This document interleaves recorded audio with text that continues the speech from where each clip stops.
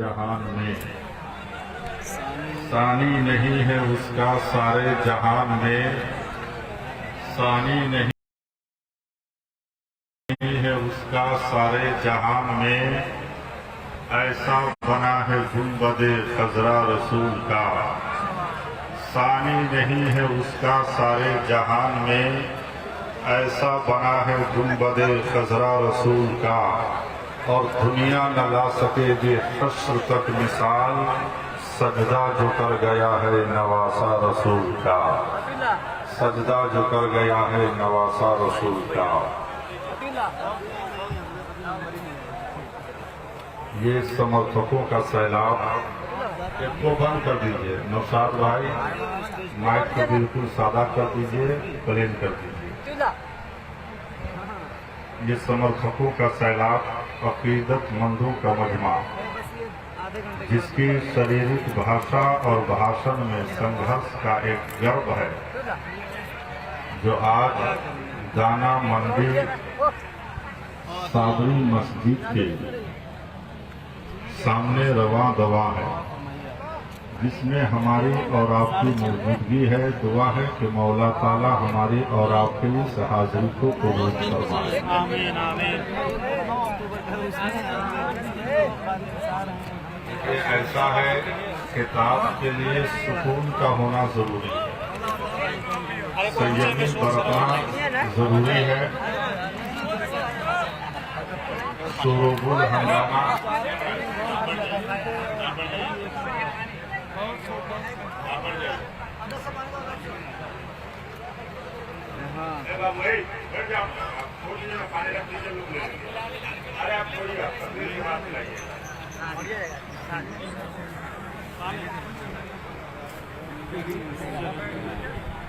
सबसे पहले हम और आप बारगाहे मुस्तफा सैयदे कौनो मकाम सरवरे बनीजे आदम रूह परवाने आलम अकामत हुदूद अहकाम तादीब अरकान इस्लाम सारी कायनात के रसूल की बारगाह बेकस पनाह में दुरूद पाक का नजराना अकीदत पेश करे और पढ़े दुरूद पाक। अल्लाहुम्मा सल्ली अला सैयदना मौलाना मुहम्मद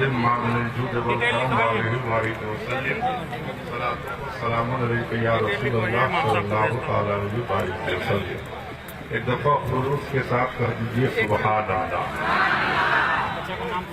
काफी भीड़ है, गहमा गहमी का माहौल है। संजीदगी के साथ आप इस जिक्र रसूल में तशरीफ रखे, अदब के दायरे में बैठे और किसी तरह का शोरगुल हंगामा बर्पा न करे। मैं कोई ज्यादा देर का खिताब आपके बीच लेकर के नहीं आया, बल्कि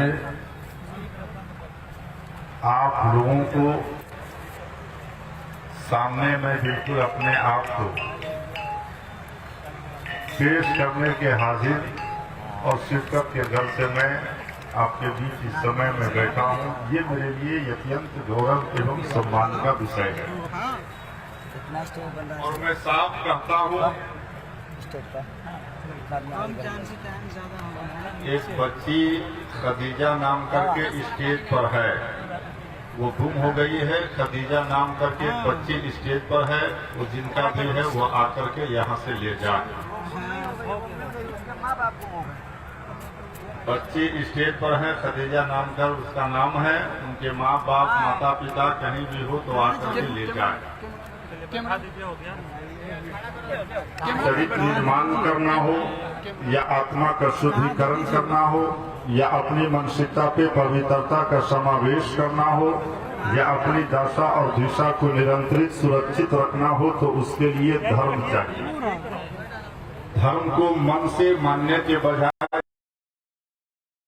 खतर है, और जब लोग अपने कर्तव्य पालन से विचलित हो जाएंगे तब तो धर्म का भंडाभार हो जाएगा।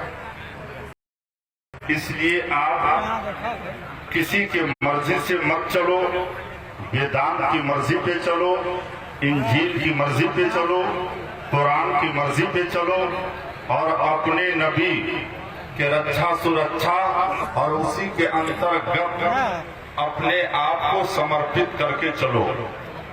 इसलिए दोस्तों कि बनाने वालों ने किस उद्देश्य से बनाया है, जब तक आप बनाने वाले की इच्छा को न समझोगे तो अपने अंदर परिवर्तन कहाँ से लाओगे। तो रचयिता ने रचनाओं को किस लिए बनाया है, सबसे पहले रचनाओं को रचयिता की मर्जी जाननी चाहिए। और मैं साफ कहता हूं, फिक्र वो करें जिनकी शक्लें खराब हैं। आप आईना हो, आईना बने रहो। इसलिए दोस्तों कि श्रद्धा जान देती है, निम्रता मान देती है, योग्यता स्थान देती है, पर ये तीनों मिल जाए तो किसी भी व्यक्ति को किसी भी जगह सम्मान देती है। आज ये आशिकों का मजमा, अकीदतमंदों का हुजूम, इनको किराए देकर के लोग सदर बावकार नहीं बनाए, बल्कि इमाम हुसैन की अकीदत में आए हैं। और मैं आपसे बताना चाहता हूं कि जब भारत की आजादी की जंग हुई है तो लोग खाकर भी लड़े हैं और पीकर भी लड़े हैं। गोरों और कालों की जब जंग हुई है तो लोग खाकर भी लड़े हैं और पीकर भी लड़े हैं। अमीरी और गरीबी की जब जंग हुई है तो लोग खाकर भी लड़े हैं और पीकर भी लड़े हैं। लेकिन इस्लाम की जंग जब तनो तनहा सैयदना इमाम हुसैन लड़े तो पूरी दुनिया को आपने ये चुनौती दे दिया है कि देख, जमाना तो पी पी के लड़ा है, बिन पिए नबी का घराना लड़ा है, बिन पिए नबी का घराना लड़ा है। और मैं डंके के चोट पे कहता हूं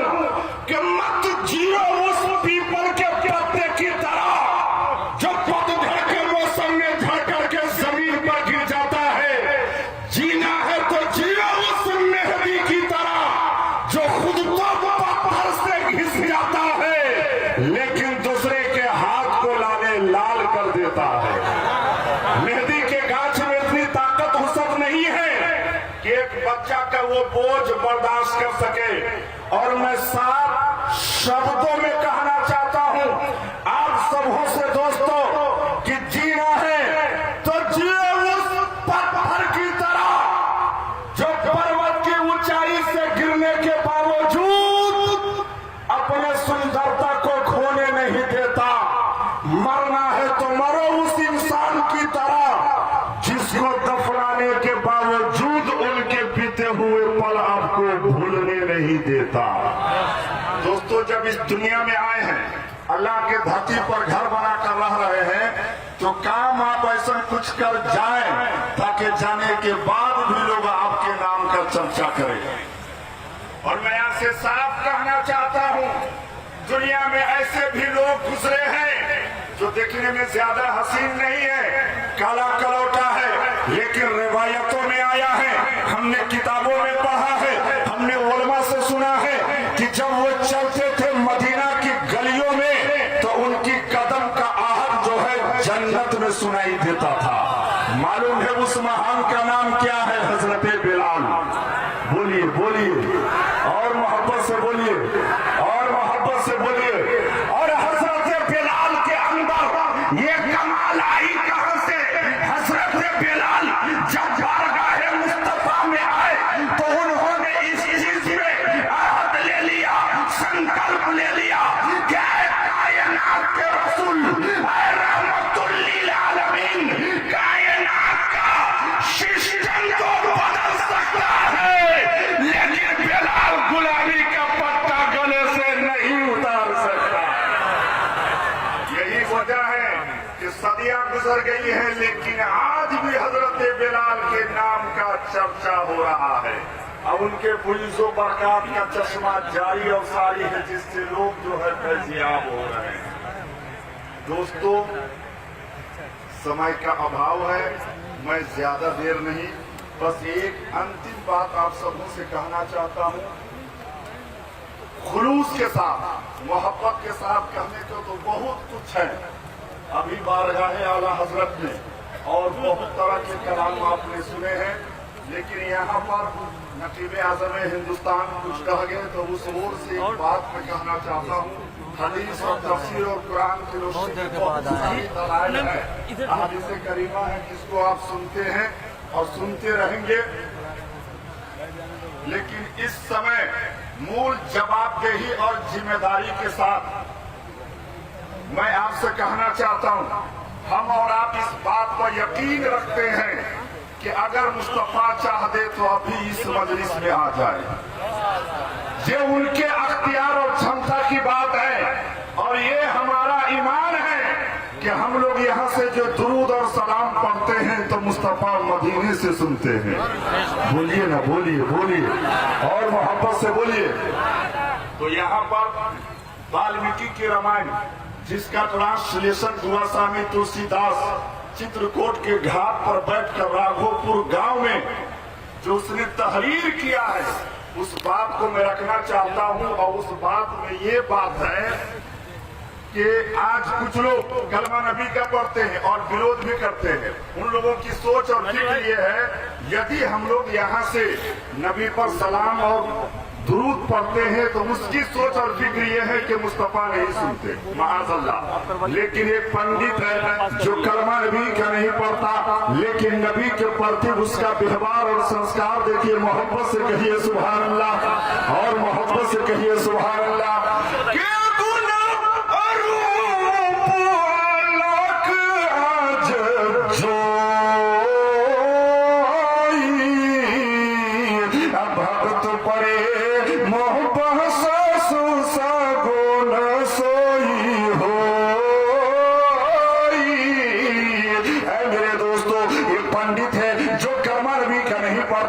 उसने साफ ये कहा कि अगुन अरूप के परवरदिगार ने उनके अंदर अनगिनत गुण दे करके इस धरती पर स्थापना किया है, निर्माण किया है, वजूद बख्शा है, वो अलग है, वो पूरी दुनिया में एक है, तुम नहीं देखते, वो अजोई है, अपनी समाधि से देखते भी है, सुनते भी है।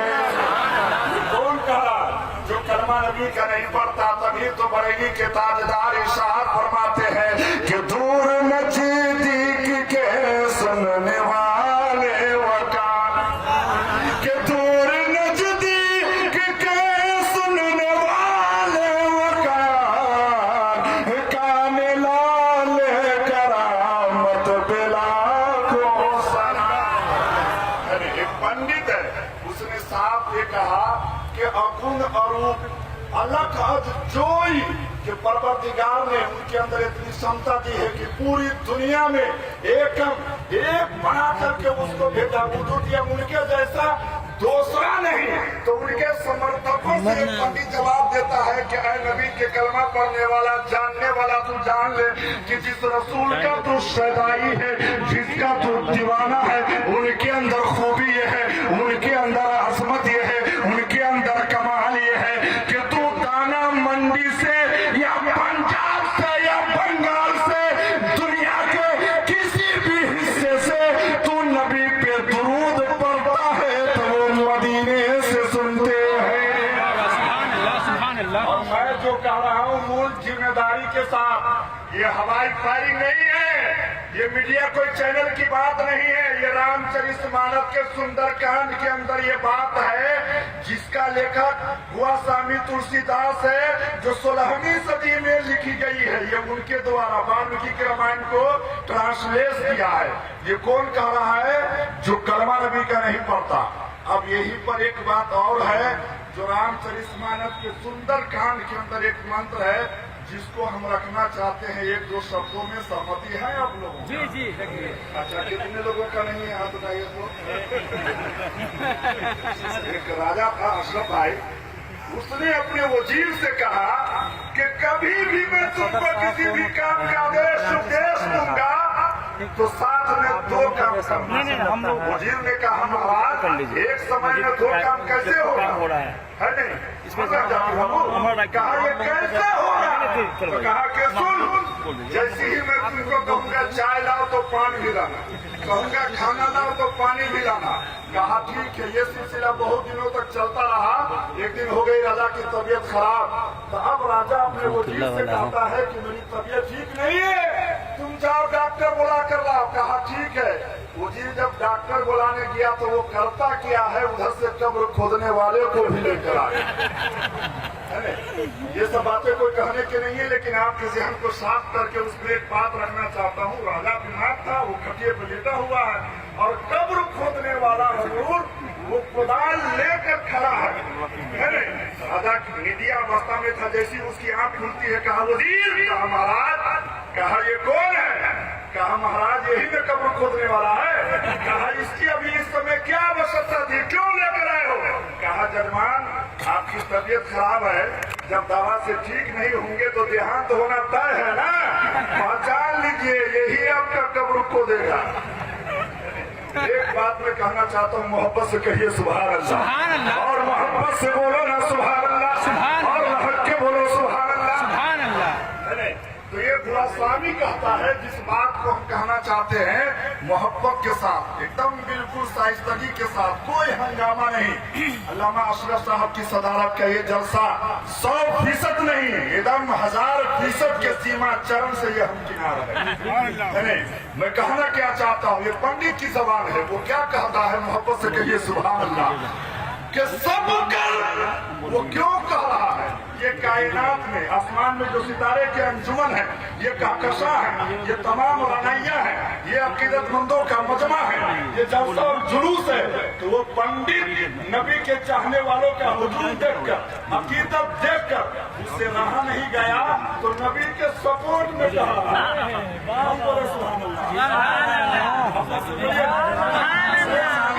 उसका विचार देखिए। अब वो लोगों से ऐलान कर रहा है कि सब कर परम प्रकाशक जोई,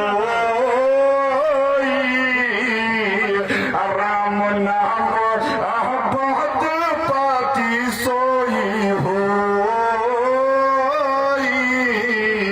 उसने साफ ये कहा कि सब कर परम प्रकाशक जोई, कि जिसके प्रकाश से सारे लोग प्रकाशित हैं और जिनकी बात से प्रभावित है, वो श्री शांति आमना के पुत्र है।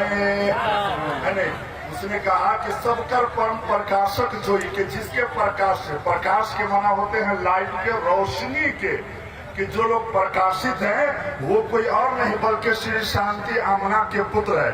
नीचे वाली पंक्ति ये है कि राम नाम अबद पति सोई होई, तो राम से मुराद याद रहे वो राम नहीं है जो दशरथ के पुत्र है।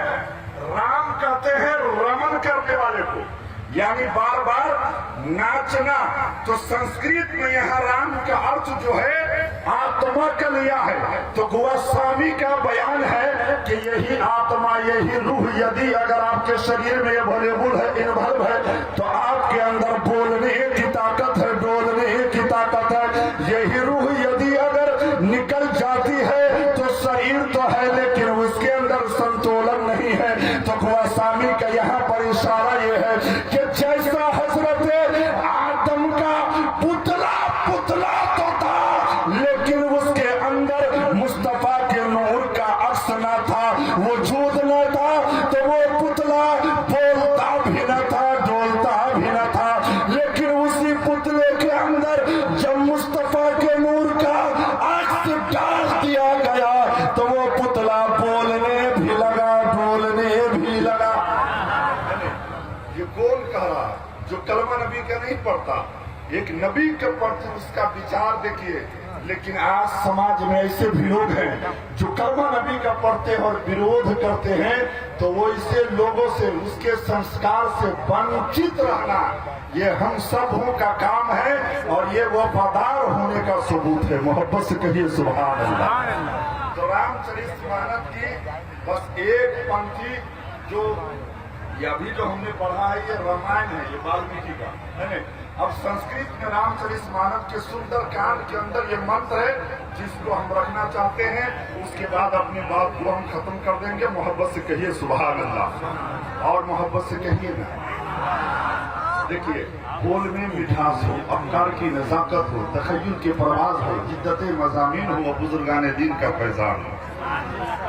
पंडित कह रहा कि शांतम शाश्वतम अपरनिधम निर्वाण शांति पदम बहम शंभु परेंद्र शिव मनसम वेदांत वेदम विभु रमणीयम जगदीश्वरम सुरगुरु माया मनोषम वंदे अहम करुणा करम रघुवरम